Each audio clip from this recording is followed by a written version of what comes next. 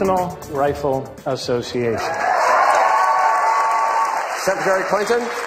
Well, in addition to the NRA, the health insurance companies, the drug companies, the Iranians,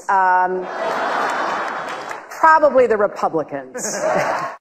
Democratic presidential candidates Martin O'Malley and Hillary Clinton naming the National Rifle Association as their enemy during Tuesday night's debate. With Miranda Khan, J.D. Hayworth back with you now on Newsmax Prime. Yeah, J.D., the candidates continue to thrust gun control into the spotlight as a dominant issue for 2016, but could this new push backfire in the general election? For more, let's welcome in the president of the Crime Prevention Research Center, Dr. John Lott, Jr. John is also the author of More Guns, Less Crime, Understanding Crime and Gun Control Laws. Dr. Lott, as always, we thank you for making time for us on Newsmax Prime. This may not have to do so much with laws on the books as it does with the laws of politics, but this notion that that Democrat candidates see the NRA as their enemy, is that going to work for them, in your opinion? I don't really think so in the long run. I mean, as you say, the constituency within the Democratic Party is different than it is for independents or Republicans as a whole. I think the thing that causes them the most trouble, though, outside the Democratic base, is that it's generally becoming understood now that the types of rules that they're pushing wouldn't have stopped any of these mass public shootings that they focus on. I mean, there's a real disconnect that's there, and I think it makes them less than credible. And what would help? Well, I mean, in my view, the one common factor that we keep seeing time after time is that these attacks keep on occurring where victims aren't able to defend themselves in so-called gun-free zones.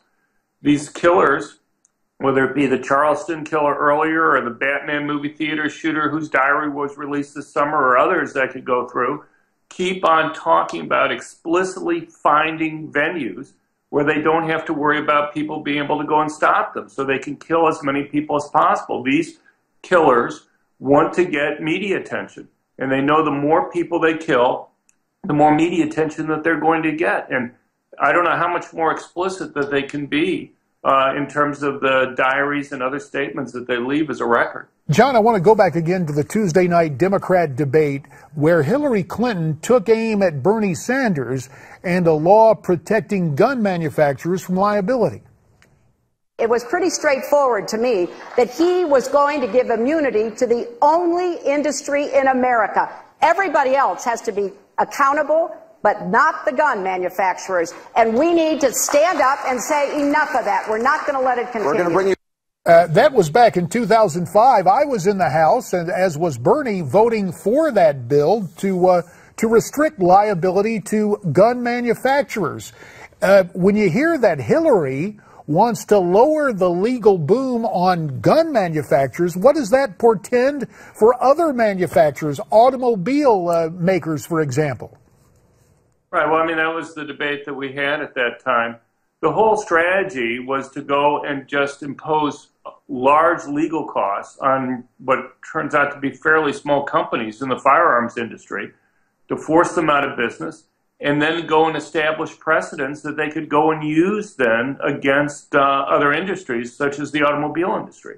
I mean, you look at the suits at the time, they were essentially saying, if there's a cost that's created by a gun, you know, it wounds somebody or kills somebody, there should be legal liability. But prior to that, there had been no thought of saying you want to have a balance between the costs and the benefits. All sorts of things produce costs.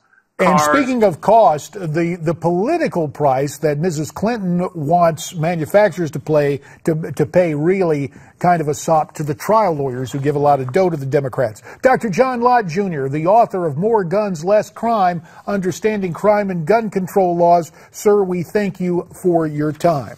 Now, when we come back, something very interesting.